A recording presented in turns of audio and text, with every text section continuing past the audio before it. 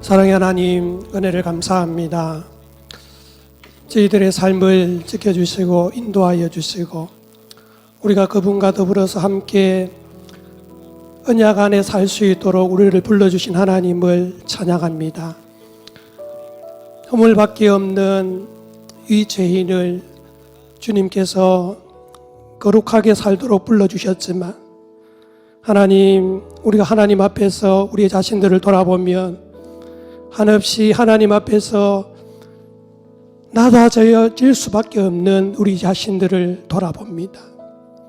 하나님, 오늘 이 밤에 다시 한번 우리에게 긍휼을 베풀어 주시옵소서. 하나님, 우리를 불쌍히 여겨 주시옵소서.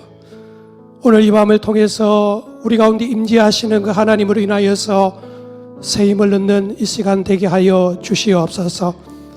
하나님, 오늘도 말씀과 함께 우리 가운데 임재하신 하나님을 찬양합니다. 하나님, 우리에게 말씀하여 주시옵소서. 이 말씀이 우리의 생명임을 우리가 고백합니다. 하나님, 이 말씀 안에서 거하는 우리의 삶이 되게 하여 주시옵소서. 예수님의 이름으로 기도드립니다. 아멘.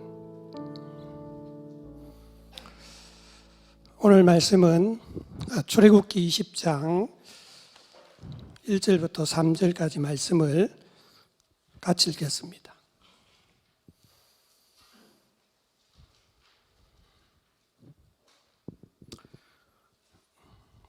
출애굽기 20장 1절부터 3절까지 같이 목소리를 읽겠습니다. 시작. 하나님이 이 모든 말씀으로 말씀하여 이르시되 너는 애굽 땅 종되었던 집에서 인도하여 낸 내 하나님 여호와니라. 너는 나 외에 다른 신들을 내게 두지 말라. 아멘. 우리는 계속해서 출애굽한 이스라엘 백성들이 시내산 앞에서 모세를 통해서 하나님과 그 백성들이 언약을 맺고 있는 그 모습을 우리 계속해서 살펴보기를 원합니다. 여러분, 그 언약의 주된 내용이 무엇입니까? 바로 십계명입니다. 여러분, 우리는 너무 십계명을 잘 알고 있죠. 우리가 흔하게 일반적으로 잘 알고 있는 이 십계명의 말씀으로 하나님은 그 사랑하는 그 백성들과 언약을 맺고 있습니다. 우리는 이 말씀을 통해서 우리가 흔히 예수 믿는 사람들이 알아야 될 예배 시간에 교독문으로 그냥 교독이나 하는 그런 구절 정도가 아니라, 여러분, 우리는 이 말씀을 통해서 그때나 지금이나 여전히 하나님의 백성들을 향해서 우리에게 동일하게 요구하시는 그 하나님의 마음이 무엇인지, 신앙의 원리가 무엇인지, 삶의 원리가 무엇인지를 우리는 이 말씀을 통해서 확인할 수가 있는 것입니다. 여러분, 참 우리는 어려운 시기를 보내고 있습니다. 저는 이 코로나 사태가 빨리 좀 지나갔으면 좋겠다 하는 그런 마음이 요즘에는 참 그렇게 간절해지더라고요. 좀 빨리 지나갔으면 좋겠다. 여러분은 어떠십니까? 여러분, 전 세계적으로 보면요, 참 이 보이지도 않는 이 바이러스 하나 때문에 고통을 당하고 있습니다. 우리는 한 번도 이런 어려움을 우리 세대에서는, 우리 아버지 세대도 마찬가지죠, 한 번도 경험해 보지 못한 이 어려움을 겪고 있습니다. 하루에도 수백 명씩 죽어간다는 그런 뉴스를 우리는 접하고 살아가고 있습니다. 그리고 우리는 함께 잘 모이지도 못하고, 그리고 계속해서 계약이 또 연기가 되어지고, 여러분, 엄마들은 얼마나 또 힘이 듭니까? 계속해서 하루에 세 끼씩 밥을 감당해야 된다. 이거 하나만으로도 굉장히 부담이 될 거예요. 그래서 얼마나 이런 일이 힘든지 웃어야 되나 말아야 되나 하는 그런 내용이 저희 교회, 저희 목사님들, 동기 목사님들 단톡방에 이런 내용이 올라왔더라고요. 죄송합니다. 이게 왜 갑자기. 자, 코로나 방학 생활 규칙. 1. 주는 대로 먹는다. 2. TV 끄라고 하면 당장 끈다. 3. 사용한 물건은 즉시 제자리. 그리고 4. 한 번 말하면 바로 움직인다. 그리고 5. 엄마에게 쓸데없이 말을 걸지 않는다. 그리고 마지막으로 위 사항을 어기면 피가 코로나 올 것이다.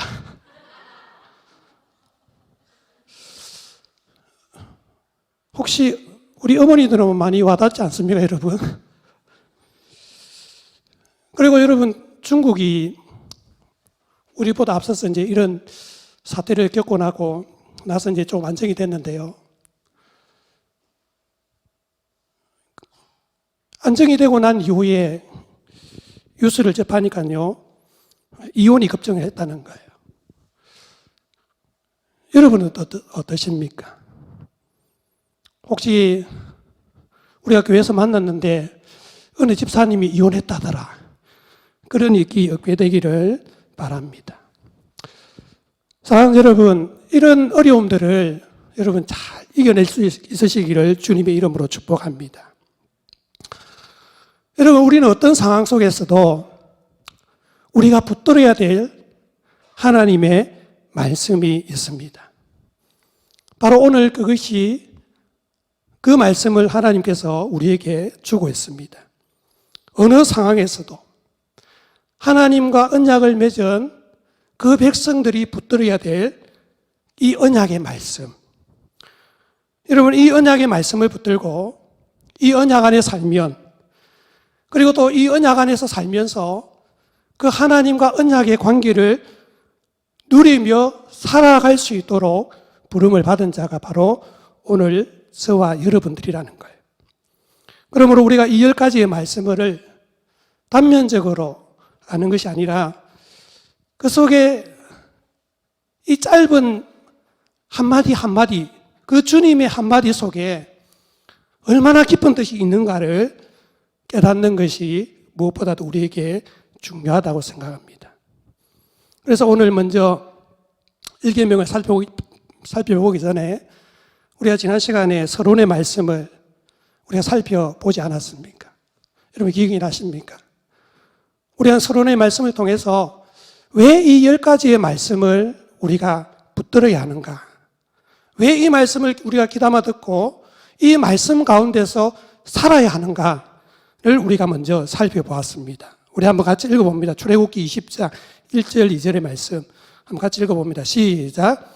하나님이 이 모든 말씀으로 말씀하여 이르시되 나는 너를 애굽 땅 종되었던 집에서 인도하여 낸 내 하나님 여호와니라.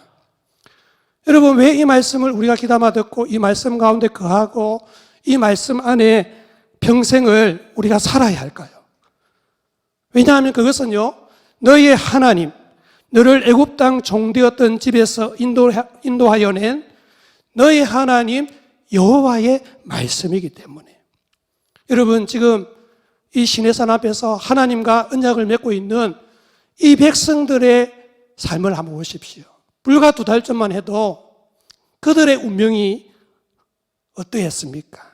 그들은요, 그 애굽에서 살기 위해서 바로의 말을 악착까지 들었습니다. 악착까지 듣고 그들이 살았던 하루의 삶은요, 고달팠던 삶이었습니다.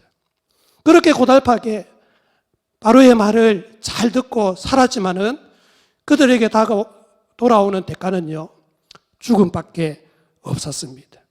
바로의 말을 들어도 죽음이요, 듣지 않아도 죽음이었습니다. 이것이 바로 그들의 삶이요, 그들의 운명이었습니다. 그런데 그런 그들을 모세를 들어서 그들을 출애굽을 시키고 종되었던 바로의 집에서 구원하여 주시고 자유를 주시고 이제는 그 백성들과 언약을 맺으시고 그들에게 새로운 삶의 법칙으로 살아가도록 그들에게 말씀하시는 분이 누구라는 것입니까? 바로 너의 하나님 여호와라는 것입니다. 사랑하는 여러분, 우리가 이 말씀 속에서 무엇을 봅니까? 애굽에서 종살이했던 그 이스라엘 백성들의 삶의 모습 속에서 지난날 예수 그리스도 밖에서 하나님 없이 아무 소망 없이 죄의 종으로 살았던 오늘 저와 여러분들의 모습을 볼 수 있는 것입니다. 죄의 삭선 사망이요, 이것이 바로 예수 그리스도 밖에서 살았던, 우리가 복음을 접하기 전에 살았던 우리의 지난날 우리의 모습이었지 않습니까? 그런 우리를 예수 그리스도의 십자가의 사랑으로 죄에서 건져주시고 그 죄에서 자유케 하시고 그 언약 안에서 살도록 우리를 구속하여 주신 분이 바로 우리의 하나님 여호와라는 것입니다. 그분이 누구십니까? 바로 오늘 저와 여러분들의 아버지가 되신 줄로 여러분 믿으시기를 바랍니다. 우리가 누굽니까? 바로 그분의 자녀인 것입니다. 이제는 누구도 끊을 수 없는 그 언약의 관계 속에서 살도록 우리를 부르신 그 하나님의 은혜와 사랑과 능력을 경험한 자라면요, 그분의 말씀 앞에서 우리는 겸손해지지 않을 수가 없는 것입니다. 여러분, 그분의 말씀이요, 우리에게 복음인 줄로 믿으시기를 바랍니다. 그분의 말씀이 우리에게 생명이고 그분의 말씀이 우리에게는 진리인 것입니다. 그러므로 사랑하는 여러분, 우리가 하나님의 말씀이 선포될 때마다 그 말씀을 사모함으로 그 말씀을 잘 들으시기를 주님의 이름으로 축복합니다. 잘 들을 뿐만 아니라 그 말씀이 선포되어질 때에 깨닫는 은혜가 있으시기를 주님의 이름으로 축복합니다. 여러분, 우리의 삶의 변화와 우리의 삶의 성숙은요, 어디서부터 시작이 될까요? 하나님을 아는 지식이 충만한 데서부터 여러분 시작되는 줄로 믿으시기를 바랍니다. 우리가 하나님을 아는 만큼 우리가 변하게 되어 있습니다. 우리가 하나님을 아는 만큼 우리가 성숙하게 되어 있는 것입니다. 그러므로 우리는 이 말씀 한 절 한 절을 듣고 이해하고 깨닫고 하는 것이 얼마나 중요한지 모릅니다. 오늘 먼저 1계명의 말씀을 먼저 한번 살펴보도록 하겠습니다. 우리 3절의 말씀을 우리 한번 같이 읽어봅니다. 시작. 너는 나 외에는 다른 신들을 내게 두지 말라. 여러분, 아주 간단하고 분명합니다. 명확합니다. 여러분, 간단한 말씀이지만요, 아주 중요한 말씀이죠. 여러분, 우리가 10계명을요 크게 두 부분으로 나눌 수 있지 않습니까? 1계명에서 4계명까지는요 하나님과의 관계 속에서 어떻게 하나님과의 사랑을 누릴 것인가, 그리고 또 5계명에서 10계명까지는요 인간관계 속에서 어떻게 하나님의 사랑을 우리가 적용하면서 살아갈 것인가, 대인관계에서 주시는 계명입니다. 그런데 여러분, 이것은요 우리가 임의로 나눈 그런 것이 아니죠. 여러분, 이것은요 신약 성경에서 예수님께서 이미 이 말씀을 크게 두 부분으로 나누어 주셨지 않습니까? 우리 한번 읽어봅니다. 마태복음 22장 37절부터 40절까지 시작. 예수께서 이르시되 내 마음을 다하고 목숨을 다하고 뜻을 다하여 주 너의 하나님을 사랑하라 하셨으니 이것이 크고 첫째는 계명이요 둘째도 그와 같으니 내 이웃을 내 자신같이 사랑하라 하셨으니 이 두 계명이 온 율법과 선지자 강령이니라. 여러분, 예수님은요 이 10가지의 계명을 크게 두 부분으로 나누었지 않습니까? 1계명부터 4계명까지는요 하나님을 사랑하는 법에 대해서, 그리고 5계명에서 10계명까지는요 우리 이웃들을 사랑하는 법에 대해서 말씀하셨습니다.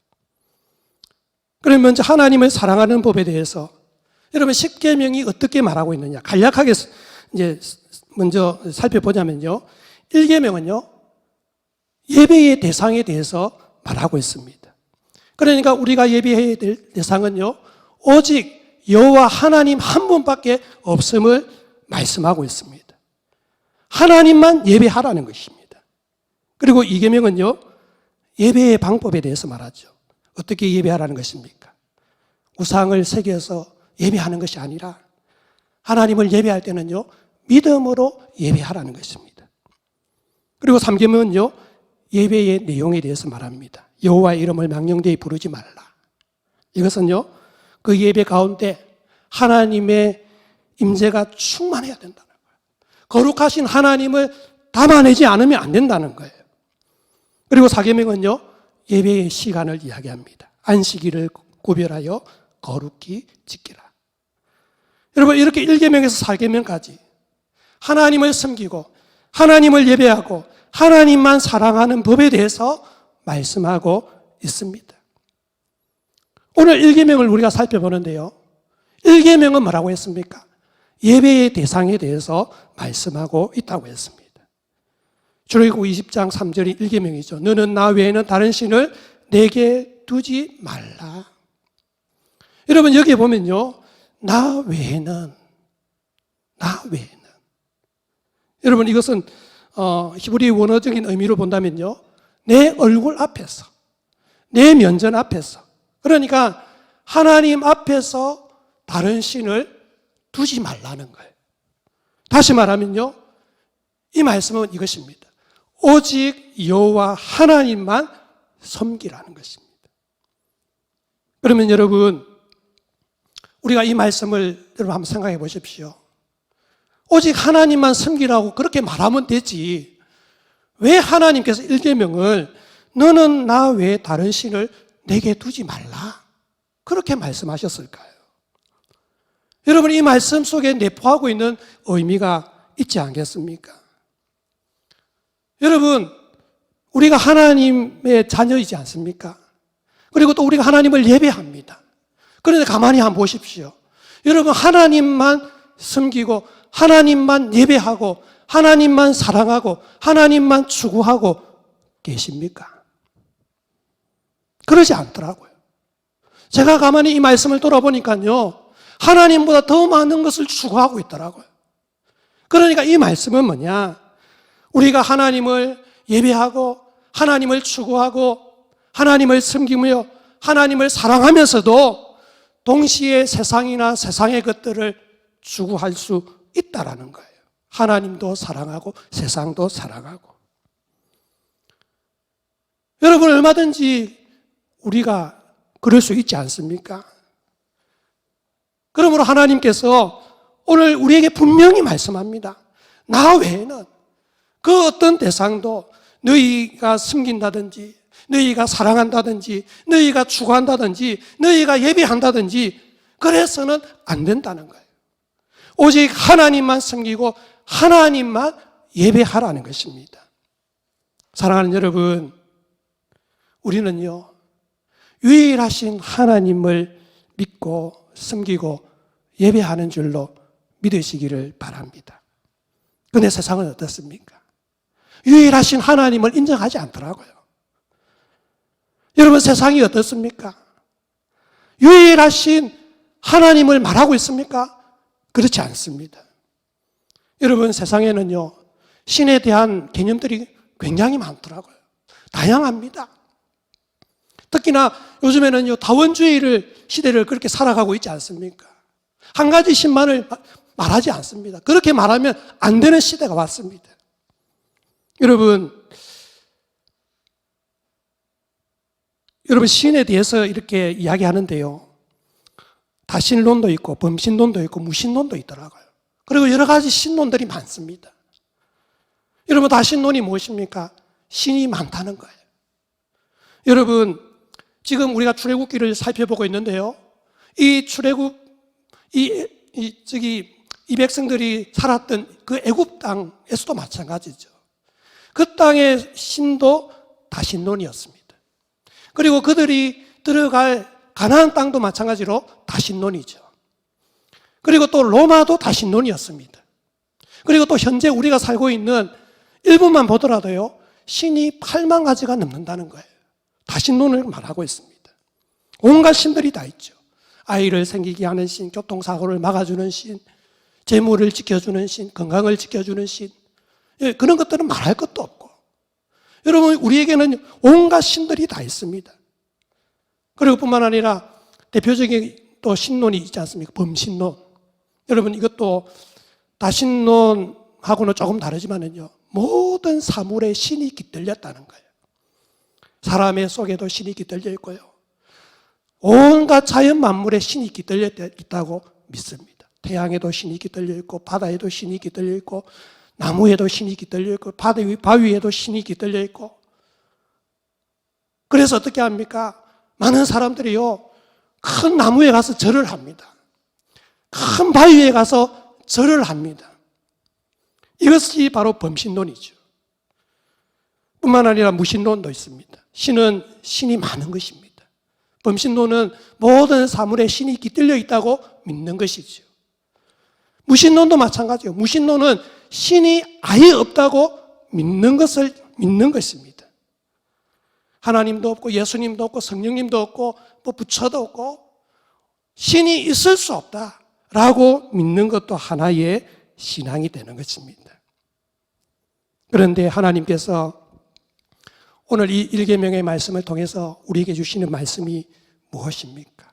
나 외에는 다른 신을 내게 두지 말지니라. 무엇입니까? 유일하신 하나님 외에는 다른 잘못된 신론에 빠져서는 안 된다는 거예요. 사랑하는 여러분, 오늘 이 말씀을 통해서 말씀하시는 하나님의 음성을 들으시기를 주님의 이름으로 축복합니다. 하나님은 하나님만 섬기고 하나님만 추구하고 하나님만 섬기고 하나님만 예배하며 우리가 살기를 원하신다는 거예요. 그러면 여러분, 하나님만 예배하고 하나님만 섬기고 하나님만 추구하고 그것이 무엇을 의미하겠습니까? 여러분, 그것은요, 우선순위를 생각할 수 있겠죠. 여러분에게 제일 중요한 것이 뭡니까? 우리 주님은요, 제자들에게 이 일계명의 말씀을 어떻게 적용을 하느냐. 우리 다시 한번 마태복음 22장을 읽어보면요, 우리 한번 22장 37절 38절 말씀을 읽어봅니다. 시작. 예수께서 이르시되 내 마음을 다하고 목숨을 다하고 뜻을 다하여 주 너희 하나님을 사랑하라 하셨으니 이것이 크고 첫째 되는 계명이요. 여러분, 여기 보시면요, 크고 첫째 되는 계명이라고 나와 있죠. 여러분, 그것이 무엇입니까?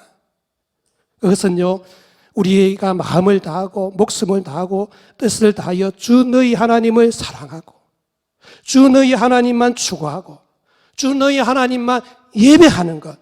여러분, 이것이 우리에게 가장 큰 계명인 줄 믿으시기를 주님의 이름으로 축복합니다. 무슨 말입니까? 이거보다 우리에게 더 중요한 것이 없다는 거예요.